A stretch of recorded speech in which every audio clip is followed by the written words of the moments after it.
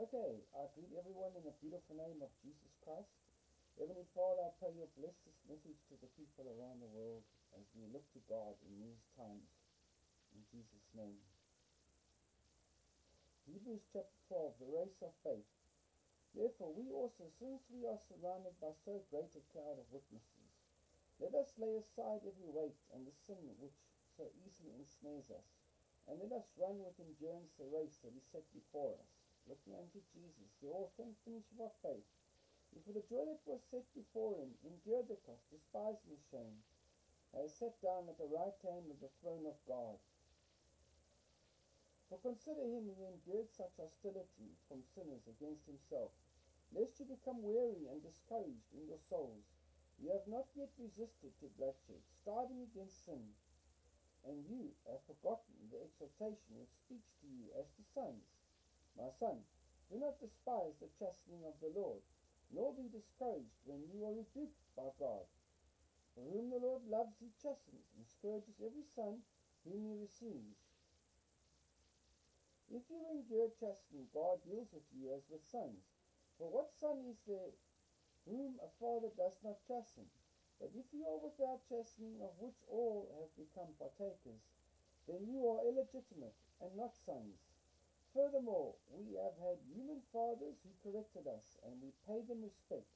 Shall we not much more readily be in subjection to the Father of spirits and live? For they indeed for a few days chastened us as seemed best to them, but he for our profit, that we may be partakers of his holiness. Now, no chastening seems to be joyful for the present, but painful. Nevertheless, afterward it yields the peaceful fruit of righteousness to those who have been trained by it. Therefore, strengthen the hands which hang down, and the feeble knees, and make straight paths for your feet, so that what is lame may not be dislocated, but rather be healed. Pursue peace with all people, and holiness, without which no one can see the Lord, looking carefully lest anyone fall short of the grace of God, lest any root of bitterness spring up, cause trouble, and by this many become defiled, lest by any fornicator or profane person like Esau, who for a morsel of food sold his birthright. For you know that afterward, when he wanted to inherit the blessing, he was rejected, for he found no place for repentance, though he sought it diligently with tears. For you have not come to the mountain that may be touched, and that burned with fire, and to blackness and darkness and tempest, and the sound of a trumpet and the voice of words, so that those who heard it begged that the word should not be spoken to them any more, for they could not endure what was commanded. And if so much as beast touches the mountain, it shall be stoned for shot with an arrow. And so terrifying was the sight that Moses said, I am exceedingly afraid and trembling. But you have come to Mount Zion, and to the city of the living God, the heavenly Jerusalem, to an innumerable company of angels, to the general assembly and the church of the firstborn, who are registered in heaven, to God the judge of all, to the spirits of just men made perfect, to Jesus the mediator of the new covenant, and to the blood of the sprinkling that speaks better things than of Abel. Hear the heavenly voice. See that you do not refuse him who speaks. For if they do not escape who refused him, who spoke on earth, much more shall we not escape if we turn away from him who speaks from heaven, whose voice then shook the earth.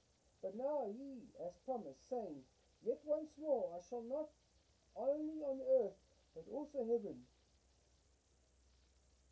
Now this, yet once more, indicates the removal of those things that are being shaken, as of things that are made, that the things which cannot be shaken may remain. Therefore, since we are receiving a kingdom which cannot be shaken, let us have grace, by which we may serve God acceptably with reverence and godly fear. For our God is a consuming fire. Okay, my brothers and sisters, we are seeing around the world our political leaders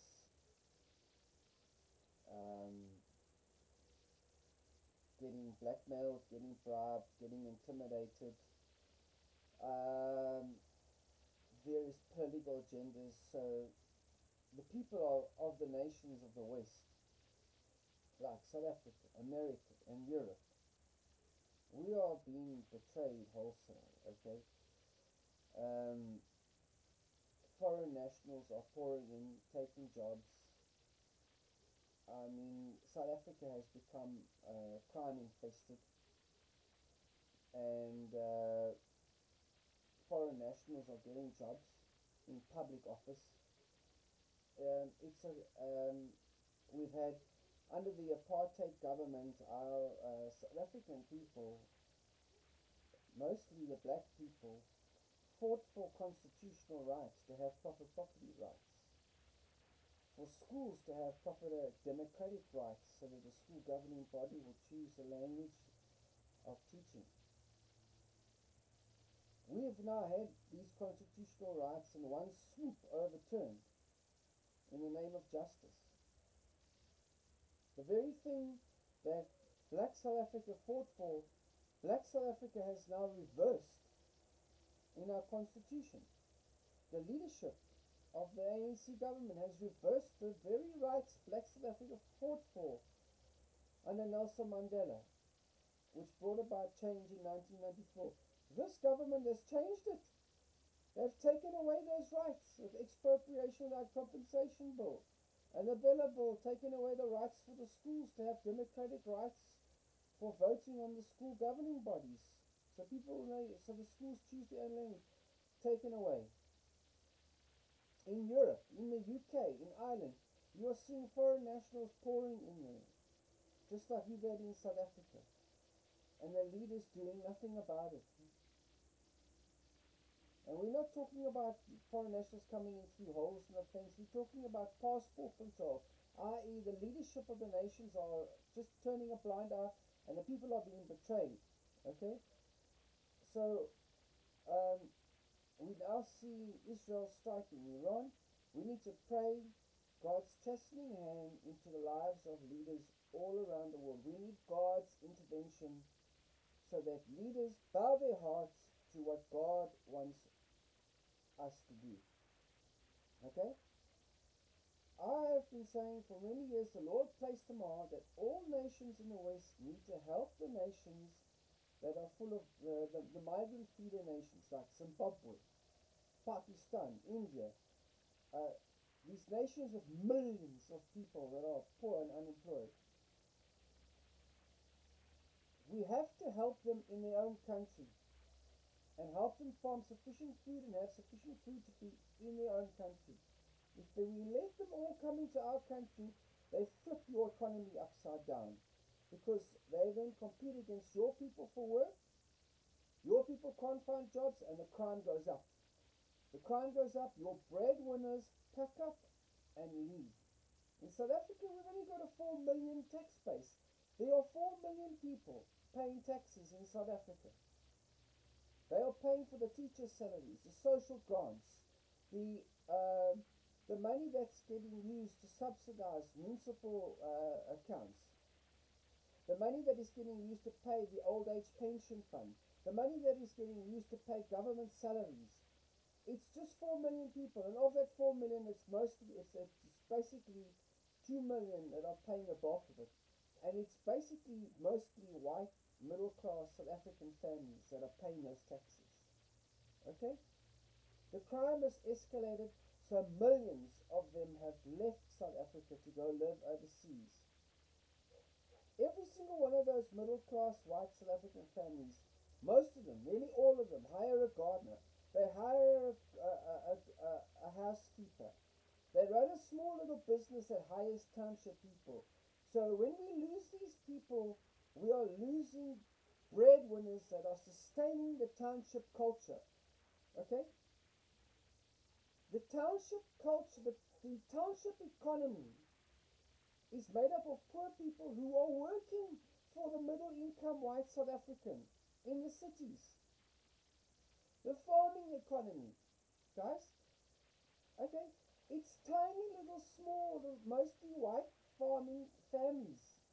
The grandfather trains the son trains the grandson how to run that farm, and for the rest of their lives, The grandfather is helping the son, and the son is helping the grandson run the farm, and so it gets passed down from generation to generation.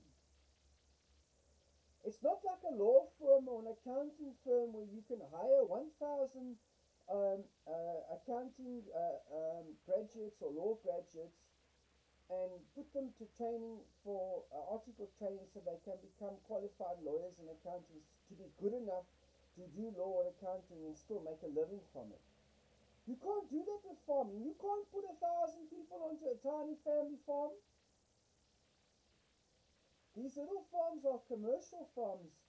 They're multi-million rand farms, but it's just one tiny family. They can't take in more than one mentor. And they take the son and they'll spend the rest of their life helping him with the farming. The farming economy is very fragile. You can't just change things overnight. It's been 200 years of the white South African farmer, the Afrikaner mostly, farming on a commercial scale. That's why South Africa is such a breadwinner. We've got wheat, we've got mealies, we've got potatoes, we've got everything here. But we are losing them now. These people are packing up and they are leaving for America. They're leaving for even Russia. That place is so cold, it's like a freezer. But our people are leaving this beautiful country to go just about anywhere where they can be safe. Because this ANC government is not looking after us. So people are just packing up and they're leaving. And it starts with the leadership. It starts with the president, guys. If President Ramaphosa doesn't give the proper leadership, you get all these wrong policies that are flipping our nation upside down. Our township people are losing jobs. We've got companies closing doors, restructuring, major retailers like Edgar's, Pick n Pay, that have been here for decades. Goodyear has been here for 75 years and wants to close its doors. And these are all hiring township people. Can you see? When you lose your breadwinners, in South Africa it's predominantly the white South African middle income family. It's just our numbers are like 5 million, 6 million, 7 million. Millions have gone overseas, so Pick n Pay's customer base has shrunk. Edgar's customer base has shrunk. Goodyear's customer base has shrunk. So these companies are not getting the business they need anymore because the people have left. So they are restructuring, they're cutting jobs, and the township people are losing their jobs. Please, guys, we need to vote for leaders that are going to put God first and South Africa second. Not foreign nationals. We've got to put travel bans on countries. We've got to stop Pakistanis and Indian foreign nationals, Zimbabwean foreign nationals. All of them, there have to be travel bans to stop this. This president has not put a single travel ban in place. Okay? So our people are leaving and the township people are losing their jobs and they are stuck here. So the crime is just going worse and worse and worse. It's not safe here anymore. It's not safe in South Africa to raise a family anymore. It's become so dangerous. So the people are leaving and the jobs are spiraling out of control. Public service, municipalities are giving foreign national jobs when South Africans are unemployed under this President Ramaphosa. Okay? Israel is launching preemptive strikes on the Prime Minister Netanyahu against Iran. So, we need God's intervention in leaders' lives, but with corrective chastening, so that they bow their hearts and stop all this madness. It's wrong. Okay?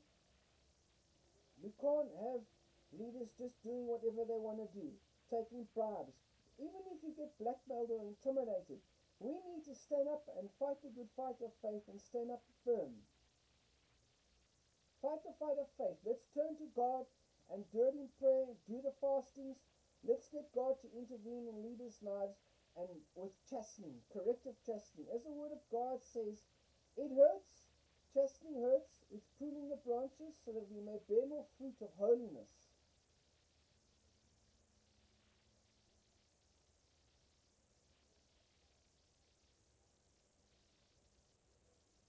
Now, no chastening seems to be joyful for the present, but painful. Nevertheless, afterward it yields a peaceable fruit of righteousness. We need God's chastening hand in the lives of President Ramaphosa, this ANC government, Prime Minister Netanyahu, the Israeli leadership. We need it in President Trump's life. Okay, so that people stop being bullied and they stand firm and they serve with righteousness, yielding peace, not conflict, not high crime, not war, not betraying the nation, their own nation, the people, the constitution, the constitutional rights. Okay? Now, that's it. Heavenly Father, I pray in Jesus' name you'll bless this word to our hearts. Let's pray God's intervention into the lives of Prime Minister Netanyahu, President Ramaphosa, President Trump, Prime Minister Starmer of the UK, the leaders of Ireland, Belfast, Northern Ireland, Europe, Russia, Ukraine, President Putin, President Zelensky, to end that war in Russia and Ukraine. The leaders of Israel and the Palestinians to end that conflict so they can work out a fair solution to that problem. We need God's intervention, guys. God can bring leaders to their knees if we keep praying. So let's do it. And if you appreciate what I have to say, I need your financial support. I will post my PayPal bank account, my banking details. Any amount is welcome. There's no amount too small, there's no amount too big. We need to get kelp forests growing in the oceans, 100 kilometers by 100 kilometers off the coast of Africa, Asia, America, China, Japan. We need kelp forests around the ocean to multiply the shrimp, plankton, and the crab populations, so that they have, if you plant kelp forests, you give plant food for the shrimp, for the crabs. So there's more food for the shrimp, the plankton, and the crabs. They then can breed more numbers, so then there's more food for the deep sea hake, the deep sea fish that we like to eat. There's more fish for the dolphins. There's more fish for there's more seafood for the whales to eat. The whales eat the shrimp and the plankton. Instead of having these terrible tiny little cages, we need to create giant farms in the ocean. Natural kelp farms will multiply the food supply for the plankton, so that the deep sea hake have more food to eat. When they have more food to eat, they breed more. Okay, we need simple solutions like this for food, for sustainability. We need kibbutz farming communities in Zimbabwe, Pakistan, India. We impose travel bans and then we help them have enough food in their own countries. We can't have all these people coming into our countries and flipping our nation's economies upside down.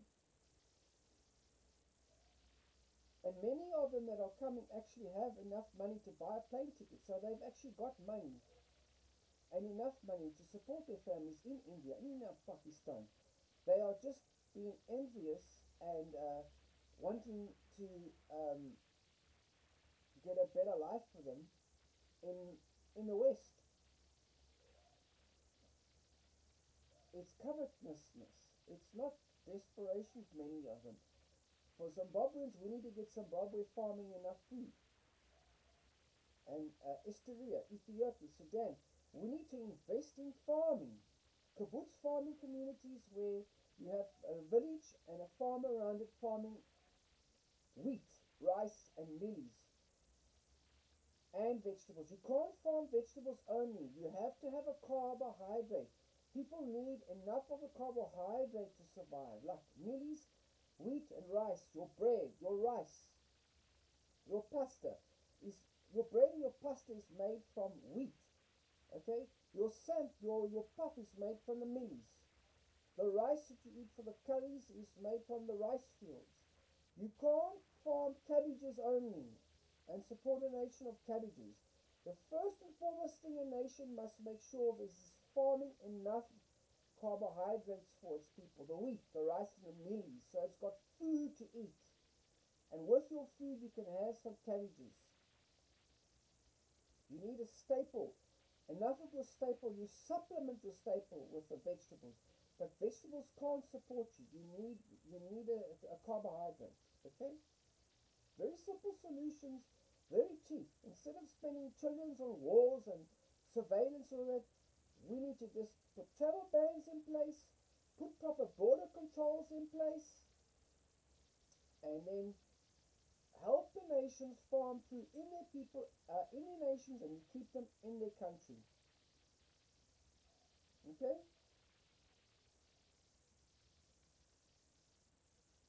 Nations will